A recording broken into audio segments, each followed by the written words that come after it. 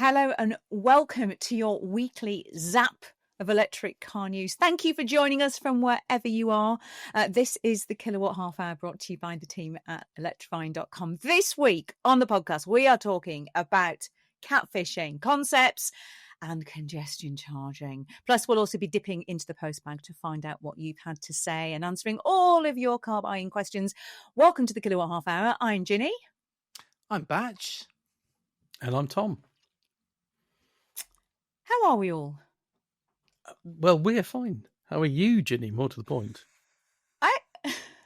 What, because of my hat that's pulled down over my eyes? Yeah, so you missed a C off the list, didn't you? What was that then? Well, it's catfishing, concepts, congestion charge, and perhaps carbuncle. Oh, yeah. Let's get this out of the way, shall we, straight away? Yeah, I seem to have developed something with a personality of its own on my eye, so that's what I'm trying to disguise it with my cap. So yeah, if anyone's got any old wives' tales to tell me how to get rid of this carbuncle on my eye, which I think if it grows any more by the end of this podcast, it's going to have a name, and we're going to have to give it an author's name on the website because it's developing a life of its own. I've tried rubbing a gold ring on it. I've tried hot tea bags, tried compresses, tried everything. Let me know in the comments below. And I really hope that by the time I see you next week, it's gone. But I'll just pull my cap over my eyes for now. So I've not been driving anything this week because I've not wanted to venture out the house. I've been too embarrassed, but also because I have been quite ill. So I've driven around in the Renault 5 actually, in Yoda. But that's about all I've whizzed around in. What about you two? Have you driven? What have you been up to? What have you been driving, Batch? Well, I've just come back from very wet Spain and been driving the new Vauxhall Mokka GSE. So GSE is their new performance sub brand, and the Mokka is the first electric car to have this GSE treatment. And I can't tell you what it's like because it's still under embargo, but I can tell you what it looks like. And I kind of like it, but I just wish they'd gone totally mad and had just... I just wish I had a bit more flamboyance because apart from a set of snazzy wheels, it looks like a normal Mokka. It's and this is where we come back to this thing that we said in the title, the catfishing, which is this whole thing that they show us these concept cars, the Mokka GSE concept anybody, which I understand they actually have there next to the production car, which looks insane, doesn't it? And outrageous. And then you go, this is what you could have had, but this is what you've got.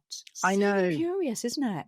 I know. And Vauxhall have done this thing which all manufacturers seem to do these days, which they've developed a car for the Gran Turismo game, for the PlayStation game. And, it's quite a weird thing now. They create a car for a video game and then they actually make it afterwards. And so that was there. And of course, I know it gives us a hint of what the next course is going to be like. I know. But, it's sitting there next to the Mokka and you're thinking, what's gone wrong? Are they related? I just don't know. And I don't know. I just wish that they'd gone absolutely mad and give it big wings and all bright colours. I mean, the car is in grey, for heaven's sake. I don't know. I think I'm becoming an old man. I know, but I want a hot hatchback to look like a hot hatchback, and I don't think that's being unreasonable. Oh, I'm so with you on that. I don't know, Tom. Part of me knows that you like grey cars. You might approve. Well, yeah, I do quite like grey cars, but if there's an alternative, I would probably take it if it's bright. I think with performance cars, it's like if you were having something like a Ferrari, not having it in red and having it in grey kind of works. So it's kind of understated. I think the Mokka's kind of got like yellow calipers and things, so you would kind of clock that if you're in the know. But it is a bit tame, isn't it? I remember all the old days of hot hatches where you could tell at a glance that it was something really quite special. I'd have to put a stripe on it, I think. Do you know that's one of the reasons why I absolutely love what Renault are doing. And if you think of the Renault Turbo 3E, that thing, I mean, I know it's a very different price point. Let's not, not comparing them for that point of view. But you look at that thing and you think, this is mental. It's absolutely nuts. And they took us into this, dark and roomed, and they showed us the concept car. And then that's what they're building. Yeah. And they did the same actually with the Twingo recently. The Twingo looks just like, apart from a couple of things, the concept car. Don't show us these really exciting things. And then, and then it's a bit like, okay. Well, Stellantis I'm actually surprised they had. Go. Well, no, I was just going to say Stellantis can do it, because the two sister cars to the Mokka GSE are the Alfa Romeo Junior Veloce, which, you know, it does look good. And then, of course, there's the Abarth 600E, which looks, you know, it's basically the same car underneath, but it looks mad, doesn't it? It's so flamboyant, and it just gets you in the mood for the performance on offer. And I don't know, for some reason, the people at Stellantis have thought Vauxhall is a bit more of our straight-laced brand. We're going to make it look too sensible, and I think that's a real shame. Yeah, it's a shame when then they've shown the concept for the game. I completely agree. And I think if you're perhaps Skoda, you can get away with that, because the VRS range has always been about it being, you know, it's understated. It's a bit, you know, you're not that screaming that different from the cars. Yeah. But I think as long as that's what you're doing, what you can't do is show this outrageous concept that, like you said, has been developed for gaming. Yeah. And then go, oh, but this is what we're actually going to build. You've got to be all in or nothing. You've got to either go Skoda, subtle, or you've got to do Renault with, like they've done with the turbo. Yeah. So that's what I've been driving. I can't tell you what it was like, but it is reasonably priced. It's around about £35,500, which I think is really good value, actually. So, okay, interesting. Look forward to that. Tom, what about you? What have you been driving? Well, I went to the barn, which is where we do our filming, and Mike Askew turned up in a smart #5 Barabbas. And I really like the #5. I like the way it looks. But I do have one thing to throw out there. Screens. Because it has the screen in front of the driver, then it's got the screen in the middle, and then it's got another one for the passenger. And I just thought, too much. And I know that Mercedes are going down this route of having screens everywhere, huge screens, whereas the likes of Audi with the Concept C, they're making it so you've got a little one and it can be hidden away. And I think they're going to have this divergence where Mercedes seem to think more and bigger are better. Yeah. And other manufacturers are going, no, you just need the basics.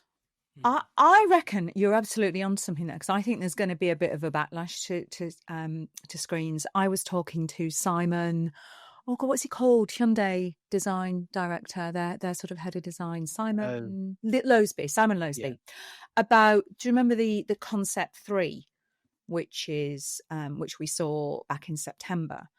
And that, again, very minimal inside, no screens. And he was saying what he would like to get towards in cars is this option to have a screen, maybe spec an extra screen, but be able to just go very minimal with them. And I think we've reached peak screen. I really do. Yeah. I don't want to be surrounded by it all anymore. And you and I are both massive fans of Slate, aren't we, Tom? The Slate Auto, which is this American startup, which incidentally I'm very excited because I'm going to be seeing that next week. And that concept is brilliant. It's a bit like the Citroen Ollie or the Citroen Ami. There is nothing inside it. There is a tiny little screen behind the steering wheel with your very basic information that they have to show you legally on there. And then it's your phone. And if you want a bigger screen, you can opt for an iPad holder. Brilliant. Yeah. But I think also I was sitting in an old Range Rover, 13-year-old Range Rover, which was at the time absolutely state of the art, and now it looks laughable. The screen on it, does it? Because you can't upgrade it. So in 15 years' time, that Mercedes or that Smart, is that going to look laughable? Whereas with your iPad, your phone, you're constantly upgrading it because that's what you do, and your car is never outdated. Yeah, it's interesting. I don't know about and also the systems are so hit and miss in cars, aren't they? I find generally if they forked out and are using the Google operating system, it's actually pretty intuitive and easy to use. And you get in a Renault and it all works, and Polestars, they all work. But so many brands have tried and failed. Let's say they look like My First Computer or the whole VW group debacle with their infotainment. You do just wonder whether that's the route. Do they eventually just go, we're giving it up, we're just going to have Apple CarPlay or Google and an iteration of that? Don't know. It's interesting, isn't it? Well, we've seen that, haven't we? I mean, there's the Apple, is it Apple CarPlay Plus or Apple CarPlay Max or whatever it is? It's the next generation of Apple CarPlay, which Aston Martin have started to use. Yeah. And I had to play around with it on a Vanquish Volante of all things recently. And, you know, and at first you think this feels a bit weird that I'm in a £350,000 you know, GT car and there's Apple CarPlay on the screen in front of me. But it had all the right typography. It all looked great. And of course, it works intuitively. So I'm actually all for it, actually. Yeah, me too. Me too. When you think what Aston used to use in the Mercedes tie-up deals, they always were given the old Mercedes operating system. Yes. So you'd be in this, you know, uber high-end, beautiful car, and then you'd get the old Mercedes system that they don't use anymore. It was always a bit like, oh, bless. Yeah. Let us know. Actually, we'd love to know what you think. Do you love your screen in your car? Are you the proud owner of a BYD with a rotating screen? And do you just sit there rotating it round just because you can? Or do you think we've reached peak screen? Are you done with screens?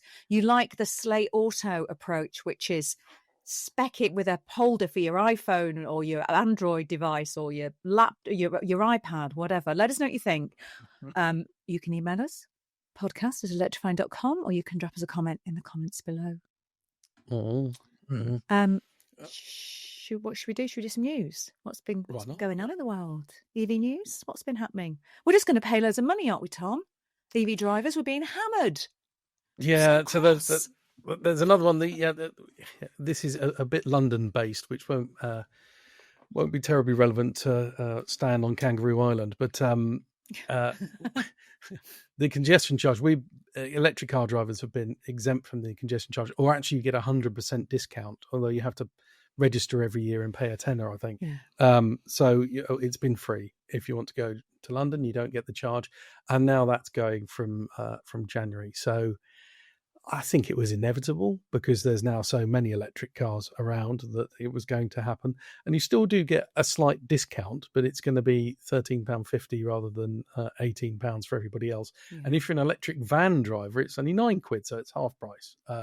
So there's but that's not for long, is it? That's going to taper off. So it's only for like a year or so, isn't it? Yeah, but it's still something, isn't it? But it's understandable, I suppose, that if you go into London now and you look around, everything's electric, isn't it? It's just hardly anyone goes in petrol or diesel anymore. Is it understandable? Go on, is it understandable though? Because we were always told the congestion charge was designed to alleviate congestion when it came in under Ken Livingstone, and that has always sort of been the narrative. But in recent years, it's all been wrapped up in sort of Sadiq Khan's kind of pledge to reduce emissions, hasn't it? And it's become kind of a tax on more emitting cars. So when you actually slap it on electric cars, which, you know, obviously, as we know, don't emit anything, it kind of just becomes very obviously a tax, and it just becomes understandably, people get very hot onto the collar really about it, don't they? Which I think is understandable. I think for me, it's just all about this perception thing, isn't it? So there will be loads of people who have switched to electric vehicles based on the fact that, you know, they're exempt from the congestion charge, and then suddenly the goalposts change again, which seems to be happening quite a lot at the moment. I think the point for me is exactly what you said, Batch. It's about air quality, isn't it? You know, there is so much talk about, quite rightly, the air quality in our towns and cities. I've always said the thing we don't talk about enough is the air quality and those benefits from electric cars. And I know what I'd rather have driving past, you know, my son's school. And then I look to, you know, what are the vehicles that really use London streets? And it's vans and it's minicab drivers. Okay. Now, if you're suddenly slapping big charges on electric vans and on electric minicab drivers, you then risk putting people off making the switch into one. And these are services that people are giving. And, you know, for Londoners, we're getting, you know, food we need to buy, the goods that need delivered, transporting people around. And we should be doing everything we can to make sure that any minicab drivers in the centre of London are enjoying, not having to pay a congestion charge because they're in an electric vehicle. And this is what worries me is, does it start to have an impact on that? Because people go, well, I'm paying it anyway. So why do I bother? Electric vans are, they're coming. Yes, there's a grant on them still, but still it's a big purchase. So I feel that it's too soon. I completely get the fact that there is also this congestion element where they want to take more cars and vehicles off the road. But quite frankly, mini cabs and vans are things that we just have to have. So I actually do think there should be some real more thought put around that. That was where my big issues were with this. I think there's some okay things in that. Very obviously in support of electric car clubs are exempt. So if, for example, you're getting a car from an electric car club, I think that's pretty good. So I think there's some useful stuff in there. But I think generally is this the right time in the transition to be just putting extra charges on people when we're actually, with the other hand, saying, oh, come on, switch to an electric car, which leads me nicely into paper mile.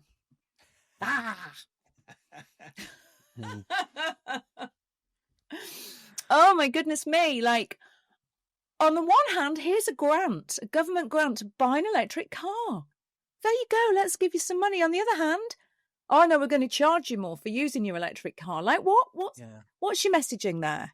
I think you summed it up. I think you summed it up very well, Ginny, the other day when you said, at the moment, with the EV grant, it's like the government's got their foot on the accelerator, and now they've also got their foot on the brake at the same time. And it's just staggering, isn't it? Putting aside the fact the whole electric car grant rollout was an absolute farce, launching with just 4 Citroens, and it's taken so long to get so much detail about the electric car grant. But the whole direction of it is good and it's positive, and we're all on board with it. And then just 3 months later, we're suddenly now talking about slapping EV drivers with paper mile, and it's like there's 2 separate conversations going on, isn't it? It's absolutely unbelievable, isn't it? It is, and again, I understand. There are many, many billions that will be lost from the government coffers because, of the loss of fuel duty as we switch to electric vehicles. I can completely understand that. Paper mile, I think we've surveyed our audience on this, and people generally think it's quite a fair way of doing it. Yeah. But it's about, it's this backdating thing that I'm really struggling with. We've told so many people about yes, you may have paid a bit more for your electric vehicle. Prices are getting a bit more there with price parity now, but, certainly a few years ago they weren't. But you make all these savings because the running costs and because, you don't pay your congestion charge if you're going into central London. And I think it's this feeling of, but now you are. So I think it's the messaging for me is people have been told one thing. By all means, bring this in, but do it from a date in the future or do it from now. But it's the backdating that I feel is really unfair for people. I don't know. I feel like we've turned into a really angry radio show rant. I feel like we don't normally rant a lot, do we? But I feel like we're really ranty. I don't know. Am I being unfair to the paper mile? It just seems fundamentally mixed messaging for me. Yeah, well, I think that I have just had a little notification that Batch has gone because he's run out of storage. I know. Let's see if he rejoins us, and in the meantime, we shall crack on. Sorry, Tom, what were you saying about we were on a paper mile? What were your thoughts? Paper mile. So what I was saying is that it hasn't come in yet, has it? And a bit like car companies with their concept cars, they put something out there, they see if it gets a nice reaction, everybody thinks it's a good idea, or if everyone kicks off. So perhaps it's the same here, that the government's just going, let's see how this flies. And if everybody reacts badly, which clearly we are, then they'll just go, oh, no, it was just a rumour. We're never going to do that. Yeah, we'll carry on. Could be. I think that, again, the challenge for me on this is it's another issue for all those people who can't charge at home. So the government figures are that I think it's around 25% of licence holders can't charge at home. So for them, you're already faced with higher charges if you're, charging away from home than if you can take advantage of off-peak charging on your home tariff. So it's just adding more cost onto those people, which, I'm just not sure it's the right time. And don't get me started on the fuel duty being frozen for God knows how long. And it's a mixed message again, isn't it? It's mixed message. Yeah. Yeah. Let's move on. Let's stop being ranty. What else is it? What is there anything else that we? Well, there's a bit of positive about? news that one of the chaps from MG has put on his LinkedIn that they have sold 100,000 electric cars now in the UK. So their total is 100,000, and he says they're the 5th manufacturer to do this.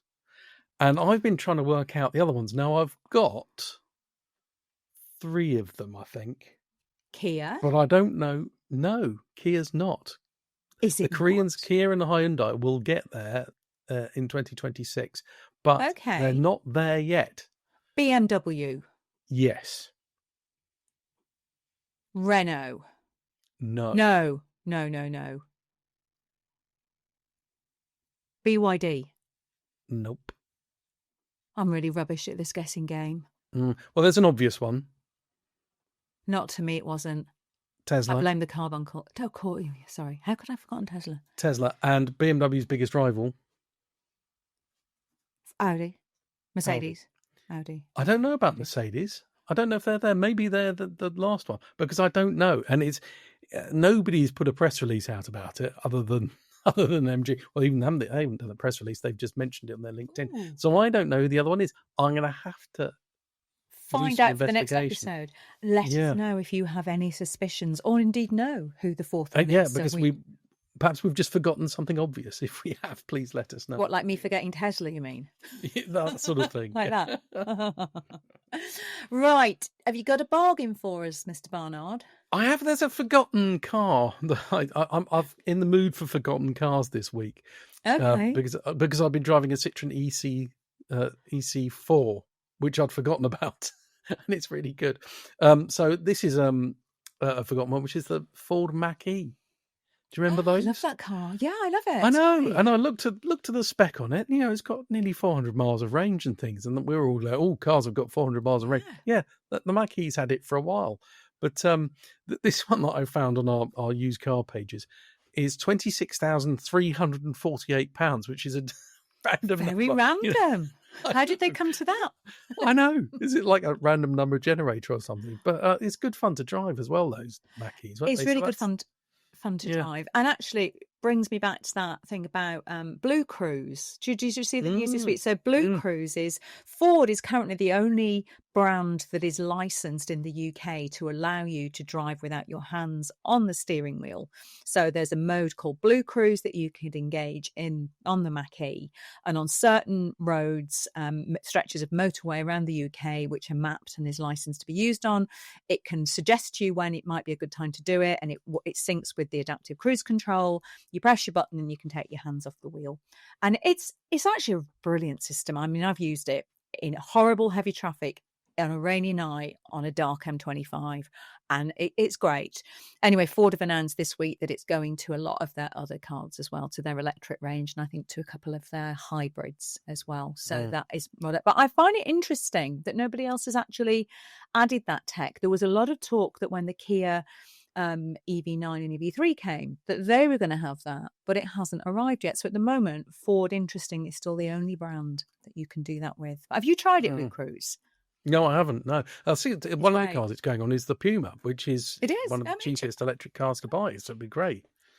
The brilliant thing with this is, so I did a thing for an ITV Tonight, I think it was about a year ago, not long after this had come out, and my mum and dad are often the guinea pigs for ITV Tonight. They've done all kinds of things for us. We put them in self-driving cars and all kinds of things. So we got them on the motorway, each of them separately, and we in the Mach-E, and got them to take their hands off the wheel, and it was the funniest thing. And what you realise is, and I was guilty of this as well the first time, you kind of take your hands off the wheel and you kind of put them up above your head because you don't really know what to do with them. And it's almost like you need to dive in at the last thing because you need to grab the steering wheel.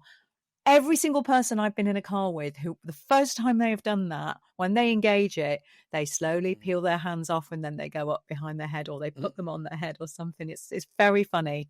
So, yeah, let us know if you've any experience, if we've got any Mach-E drivers out there, or indeed any drivers of Ford electric cars who will be happy to see that, because I'm presuming it'll come on an over-the-air update, I would have thought. Well, that'd be something, wouldn't it? It'd be great. It's a great piece of tech, I think. I'm all for it. But let us know what you think. podcast@electrifying.com, or you can drop us a comment in the comments below. A lease deal? Go on. Shall I do a lease deal? Oh, so, a lease deal. Yeah. Yeah, so I mean, there's still, and I can't believe it, these amazing deals on MG S5s, which is so cheap. They're cheaper than some really basic stuff. But I'm going to give you something fresh as well, because I've done that for 3 weeks now. So the Volvo EX40. So another kind of car that you've forgotten about, but I quite like that, especially the newer one with the single motor rear wheel drive. Yeah, it's a short lease, so it's only 18 months long, which is not our usual length. But some people quite like that if they're commitment phobes and they only want 18 months. So it's £317.75 a month, which I think is pretty competitive. Oh, that is a good, and that's on our usual terms, is it? No. So that's 18 months this time. But it's an 18 months. Sorry, you did say that.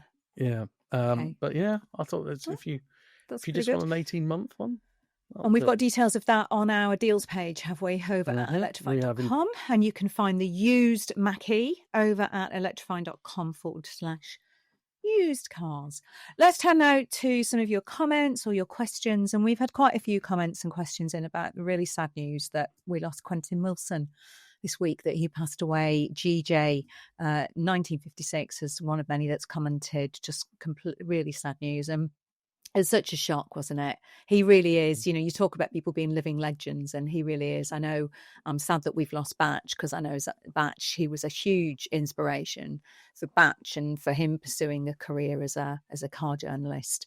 I didn't know him until very recently, actually. I've got to know him over the last couple of years through his work that he's done with the brilliant Fair Charge campaign and his all the work that he does around electric cars. And I was surprised by what a lovely, genuinely lovely, kind person he was, hugely knowledgeable and really open to sharing that knowledge as well, which is something that people aren't. So, yeah, I don't know. He got me my first job. Did he? He did. So I interviewed him when I was 20 for a writing competition, and you had to interview a celebrity. So I interviewed him, and of course he was very lovely. And I sent it to him, and he said, "This is really good." And he mentioned it to a magazine that he was working for at the time, who got me in on work experience, paid work experience, which was a bit of a rarity in those days. And the rest is history. But I'd never met him until a couple of years ago. And I just went up to him and said, "Oh, you probably don't realise this, but this is what happened, and it led to me having this career."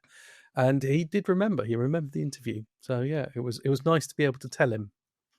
He was genuinely, you know, so it's hard, isn't it? People have a public persona, and I'd only known Quentin through his work that I'd seen in the industry, and it was a real lovely, pleasant surprise when I did first meet him, because like you said, genuine, really warm. And I've heard lots of stories like the one you've just told me from people. And he was always really keen to support younger people coming into the industry. So, yeah, we've lost a real good one there. So thoughts to all the people who knew him a lot better than we did, and, of course, to his family as well. So let's move on now to the Twingo, because we had quite a lot of comments in about that over the last week. And Patty the Geek, another person who just loves those really bright, peppy colours about the Twingo. So lots of thumbs up for that Twingo video. If you haven't seen that, that's over on the YouTube channel. And then that led us nicely into Russ V Hill 2, who said, "Well done, Tom, for holding out for smaller wheels. The Twingo is destined for city streets where there are speed bumps and potholes and cobbles. It does not need the sports car feel to the steering, the cost of bursting expensive tyres on these potholes. If the Twingo is being sold as an affordable car, it should be fitted with affordable tyres." This is because I loved the really big tyres that the car was fitted with. I think it will come as more affordable 16-inch wheels as standard. But yeah, you're not a fan of the big wheels, are you, Tom? I'm not actually. Can I tell you a quick wheel story? Well, more of a tyre story, actually. Go on, tell us. My neighbour took her electric car, which is 4 years old, for a service, and I won't mention the brand because I think there's a complaint ongoing. And they did one of those nice video things, and they said, "Oh, unfortunately, it's going to fail its MOT because it's got cuts in the tyres." And said it needs 3 new tyres, and they're £300 each. Ouch. So she brought it back in a bit of a state, saying, do you think I could get them cheaper? I had a look at these tyres and said, there's not nothing wrong with them. They had small cuts in the tread, but there was no canvas showing, nothing. I said I would take it somewhere else for its MOT and see what they say before you spend £1,000 nearly on tyres. So she did. She took it for an MOT and it got one advisory on a cut in the tread and passed its MOT otherwise. So she's going to have that tyre done. I said, if it's not down to the canvas, I wouldn't do it. It's just a cut in the block on the tread. Otherwise, I'd just carry on. Wow. So that's naughty, isn't it? Yeah, get a second opinion. I mean, if you can see it and you think, it's bad, then do it. But absolutely. Also, get some quotes on other tyres. Absolutely. And Malcolm Fowler 8972 again. I'm glad I'm not the only one who prefers the greater efficiency of small wheels over the allegedly better looking large wheels. I know I've just drunk the Kool-Aid on big wheels. I'm really sorry. I'm a sucker for them. I love the wheel arches filled to the brim. But it could be that it goes the other way. You already see some people in the tuning world having the small wheels. So I'm going to try and start a campaign for smaller wheels. They'll become fashionable. Yeah, but we do love Steelies though as well, don't we? That's true. We do. And actually going back to the Slate, which I've been looking at a lot because as I said, they're excited about seeing it next week. Standard wheels on that are lovely steel, just round steel wheels. Looks great. I wonder if car makers will start doing like big steel. You see these custom cars. You see lots of Volkswagen vans, don't you, with like big steel wheels. I wonder if they'll start doing that because the Frontera has steel wheels, doesn't it, as an option on the base version? Yeah, it does. It does. They're really nice. But if they start having like a Bentley or something on steel, it'd be great. Let's go back to basics. Yeah, cars. Ditch the screens. Big steel wheels. We'll start the campaign for small tyres. Done. Right, Tom, what else have we got? Heat pumps. We talk about heat pumps. Okay, bit. Let's talk about heat pumps. So, Random 1321 says, great podcast as always. The subject of heat pump needs further research, so I look forward to you digging into that. However, the idea of preconditioning the car to assist with losing range is a sore point. In the Citroen EC3, the word preconditioning is a four-letter word among owners. I've owned my EC3 for 7 months, and despite promise after promise from Citroen of an update to provide this facility, it has still not arrived. Despite the vehicle being sold, this facility in the advertising, it's never been available, and there's no date just being offered. We're not impressed. Your thoughts? Keep up the good work. Fine. We will look into this for you.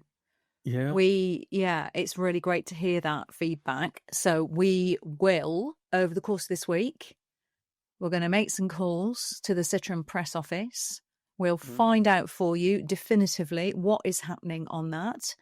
And Raham 1321, we will update you. On the I wonder if it's that it doesn't have it on the app or it doesn't have it in the car or both. Don't know. We'll have to find out. We'll find out. Maybe do a news article on it. So we'll do a news article on it on electrifying.com and we'll try and do an update on it on the next podcast as well. Okay, let's move on then to World of Cars LDN, which I presume is London. Hi team, I'm a regular viewer of the channel and have always been into cars. I'm hopefully going to be moving into an EV in the next few months, probably via a lease. Brilliant. I'm also a London resident and I live in a second floor flat with only on-street parking available, so we'll be completely dependent on public and destination charging. I try to keep up with the current state of infrastructure locally and nationally, as well as the higher charging costs to help with the decision to make the jump. From all the videos and podcasts the team have produced, it would appear that the entire team has the luxury of home and work charging. With this in mind, I wonder if the Electrifying team are up for a little challenge to live the EV life, like those who don't have this option, and just use public charging for 2 or 3 months over winter to see what it's really like from a convenience, reliability, cost, time management and ease of use perspective, to really understand and advise this segment of the public looking to get an EV. Love your work. Look forward to hearing this message and your reply being read out in the next episode. Well, World of Cars LDN, it's a really good point. We've talked about doing this, haven't we? So Nikki actually lives in central London and she lives in a terrace and she realised she's got 3 kids and is running at the moment an E5008 because it's got enough seats for her, and she is relying completely on public charging. And I've never really heard complaints or moans about it from her. So Nikki is a great example of that. And maybe actually it's something that we need to get her to talk about a bit more, because she's never had the beauty of a home charger. But we have talked about doing this, and I am up for the challenge. So, and I am up for the challenge, and I am running a Renault 5 at the moment, which is not known for its large battery capacity. So consider it done. So we'll need to have a think about where and when and how we start this challenge. But I'm up for it, definitely. Talking of challenges between you and Nikki. Yes. She's beating you at the moment in something that I thought you were the master of. I know what you're going to say. It involves cleaning products. I'm dirty. Or lack of them. Nikki's car is worse than mine, but she has three young children. Was it really bad? I couldn't come on Monday because I was ill. Was it appalling? Well, we had to. We did one shot where there were the 7 of us in the car, which is actually very amusing. And we're all like, "No offense, Nikki, but have you got something I can sit on?"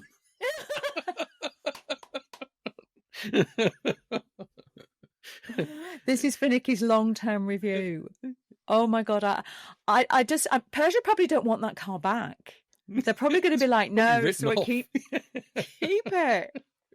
She started talking to me about crumbs. I was like, I don't know if I want to know anymore.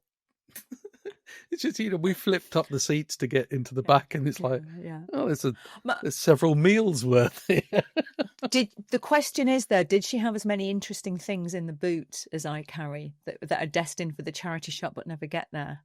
No, there were some things that you would expect from a mother, such as a recorder, which got used. People who hadn't played the recorder since primary school saw if they still had the skills to do Farah Jacques and London's Burning. Oh, excellent. And the answer generally was so no. Look forward to that one coming to the YouTube channel soon. World of Cars, I will do the challenge. We'll try and enlist a couple of more members of the team. We will probably blog about it or write about it, and certainly talk about it here on the podcast and update you as to how we're going. Just on the subject, actually, of Yoda, the Renault 5, I've done quite a lot of long journeys recently and been doing a lot more motorway driving. So I have been doing a lot more public charging. And I generally find the rapid charging great and AC charging to be the bit where it gets a bit let down. But anyway, I'm quite pleasantly surprised with the efficiency I've been getting out of Yoda, 3.6 miles per kilowatt hour on the motorway, Tom.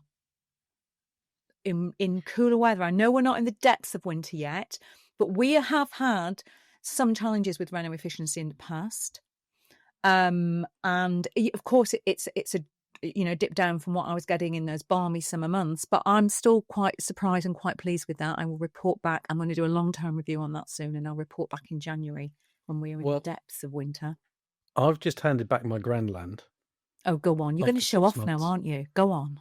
4 miles per kilowatt hour from a car which is the size of Belgium, and your car is tiny. Yeah, but I was getting that. I was getting 4.1, 4.2 in summer. I'm talking about recent months on motorway driving. 3.6. I got 3.9 the other day on the way to the barn. Motorway cold. All right. You're much more efficient than I am. Okay. All right. Anyway, I'm proud of myself. I'm going to take that as a win. Okay. Antibody. Hello, Antibody. You're a regular, aren't you? So thank you for dropping us a comment. Lovely episode. Not mentioned this time, but can you set up a swear jar for flappy paddles, please? This is a very good observation. What are the other things we should set the swear jar for? Yours is, what is it on Tesla that your swear jar is for? Just Tesla's generally? I think just Tesla in general. Yeah, they think general. I'm obsessed with Tesla, and I'm really not. I know. Mine is Skoda Enyaqs, but flappy paddles is true because we do love to talk about a flappy paddle. Nicola got us onto that. That's a Nicolaism that we've all adopted. Okay, done. Noted. Talking of the T word, Soapy Frog says, don't be afraid of using the T word. The EV market in your business wouldn't exist without Tesla setting the bar, building out the charging network, etc. My Model 3 is going back next week, and I'm done with them, but I wouldn't be without the 4 years I had in my car. It's such a true observation. Yeah, we do, and generally, we're pretty positive about Teslas. I think what was interesting though, so I was asked for some news outlet this week, some questions about growth in EV sales, and they were sort of saying, "Can you tell us how many electric cars were?" They were trying to put some context around the dip in Tesla sales in Europe. So I worked out for them that in 2020, when we launched Electrifying, we reviewed, it was about 25 mainstream electric cars. Then this year, as of now, there's over 150 mainstream electric cars on sale at the moment, which is why we're all knackered and does make me wonder what we were doing back in 2020 with our time. Because A, it was lockdown, and B, we have nothing for us to review. Anyway, that's by the by. But then they were saying, can you look to next year? Now, we've just got a great piece up on the website that Sam from our team has done, which is all the cars that are coming in 2026. Give or take a few, you're getting close to 50. So that's 50 next year alone. And there'll be more because, as we know, there's a Chinese brand launching every 2 weeks that we'd not heard of before. So, but not one of those planned cars for 50 of next year of those 50 is a Tesla. So I think that's the kind of interesting point is for Tesla, absolutely. I mean, what Tesla did with the charging infrastructure, with giving people that confidence, with producing great cars. But I just feel like, give us something new. We haven't seen anything new since the Model Y came out, and we've had revisions, but not a new car. I'm ready for something new, aren't you? Yeah, I mean, are they just using the old Volkswagen way when they had the Beetle of just slowly upgrading it year on year on year and keeping the model the same? I don't know. I don't know what their business plan is. They do like to do things differently, don't they? They do, but I just think it's by all means do that with the 3 and the Y. But let's see that the baby Tesla. Where is that? It's been coming next year for about the last 5 years. So I think that it was just when this journalist said to me, okay, and how many of that 50 are going to be, and something new from Tesla? And I was like, well, nothing that we know of. That's not to say something doesn't land a week on Tuesday, because that is how they roll. But yeah, interesting. And we are not afraid of using the Tesla word, for sure. Lots of comments on you. We've been talking a lot about used prices recently, haven't we, Tom, about how they were coming down. And of course, we've always got the used deals of the week, and we've got the used listings at Electrifying. We had quite a few comments about this, didn't we, over the last week? Yeah, so my mate, your mate, says it's a sub £10,000 market that seems to be growing. Old style MG5s and the Hyundai Ioniqs are going for £8,000, which will bring EVs to a whole new market that's not really converted yet. One day we'll have proper EVs, i.e. 150 to 250 mile ranges at £3,000, £4,000, £5,000 and a mass second-hand market. Now, part of this is because I mentioned that another of my neighbours is trying to sell her Renault Zoe and hasn't had many great offers for it, mainly because it's on a battery lease, and she's now getting some reasonable offers for it. But it was kind of £1,500 with a battery lease of £60 a month, and you think that's a car with 190 mile range, genuine. Yeah. And I was like, oh, do I want? No, I'm not sure. You tempted? Well, you just think about. I mean, I think she's had higher offers now, which, but you think that's really cheap. And even if you pay the battery off, which is going to be £2,000, and you think, well, you can't do the economics of that. Would that qualify as a clanger, Tom? Or is that not old enough to be a clanger? Not old enough at all, Ginny. If you're confused about what I'm talking about, Tom has a side hustle along with Electrify Mike, where they have a rather entertaining podcast called Clangers, which is, I don't think there's much electric talk in there, but there's a lot of talk about the latest old crap cars they bought from auctions. So yeah, we're not quite there yet. We're going to check that one out. Okay, Yarwolf has sent us a message. Hello, Yarwolf. You're another regular to the podcast. And again, used prices. Great to see some new EVs are now coming in cheaper than the equivalent hybrid models from the same company. Agreed. EVs have dropped. Oh, this is about new ones, sorry, not used. EV prices have dropped. Range in general is up. Also great seeing more sub 20,000 EVs and some fantastic used EVs now available, all, as we're saying, capable of over 250 miles. Yoel said they spotted some Dacia Spring 65s below £10,000. So like you said, it's not long, is it, before we're going, you get a great EV for $4,000 or $5,000? Yeah, because the Dacia Spring's had a really big upgrade, hasn't it? And we haven't tried it yet. I haven't even seen it, but it's gone to 100 horsepower, which I'm not quite sure how I feel about 100 horsepower in that car, because 65 felt enough.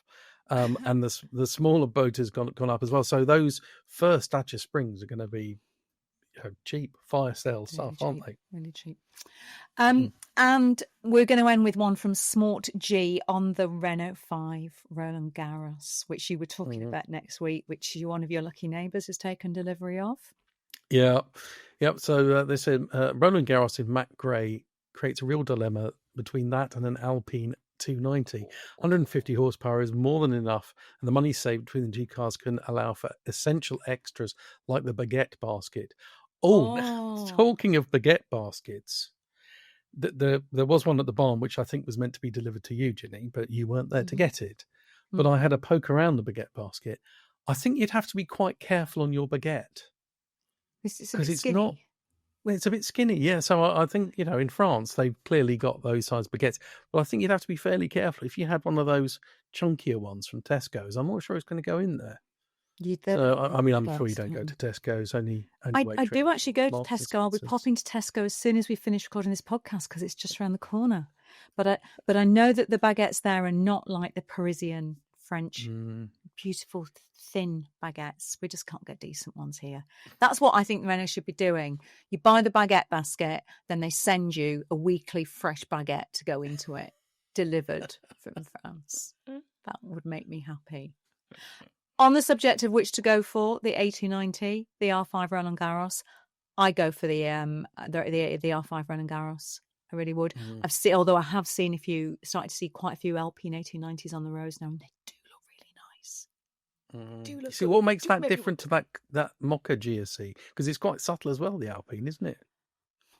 It's got a bit more body kit about it, hasn't it, I suppose? Got more body kit. It looks a bit more wow.